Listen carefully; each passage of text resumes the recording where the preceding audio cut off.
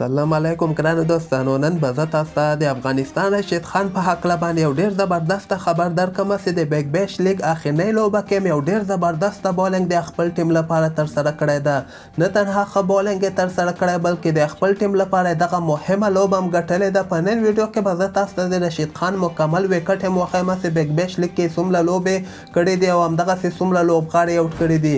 کوم ملګری په چینل کې نوي راځي ټول نه مخکې خو دغه چینل در سره سبسکرایب کړئ. زه به تاسو ته وایم چې نن په بیګ بیش لیګ کې د رشید خان دوی ټیم یوه لوبه ترسره کړله ده. دغه لوبه خو د رشید خان لپاره اخرنۍ لوبه وله، ځکه دغې لوبې نه وروسته به رشید خان دوبۍ ته سفر کوي او د افغانستان ټیم سره به یو ځای کېږي، کوم چې آیلینډ سره افغانستان سیریز لري. خو په دغه لوبه کې به زه تاسو ته وایم چې هغه بل ټیم اول بیټینګ ترسره کړ. 150 رنزه ټارګټ یې د رشید خان دوی ټیم ته ورکړی و. زه به تاسو ته وایم چې په نن لوبه کې رشید خان ورته یو ځل بیا ډېر زبردسته بالنګ ترسره کړ. سرور او رو کې 29 رنزه ورکړي دي او همدغسې دوه مهم او خطرناکه لوبغاړي رشید خان له طرف نه آوټ شوي دي.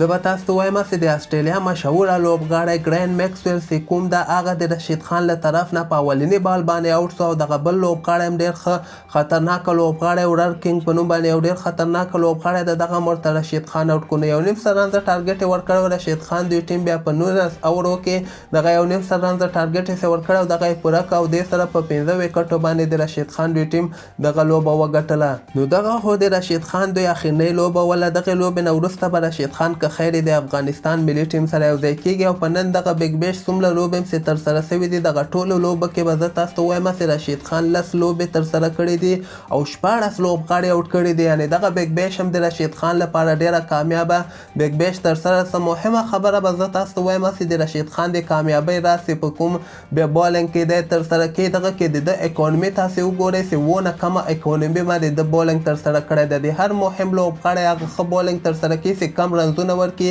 وکټ یې که وانخلي او که وانخلي په شراوریزه لوبو کې هغه بالر چلیږي چې کم تر کمه رنزونه ورکړي. بل طرف ته که موږ وګورو دغه بیګ بیش د مجیب زدران لپاره هم ډېر کامیابه بیګ بیش ترسره شو.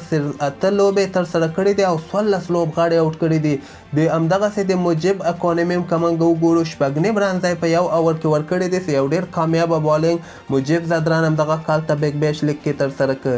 نو د رشید خان او د مجیب زدران لپاره تاسو دغه ویډیو هم در سره حتما لایک کړئ.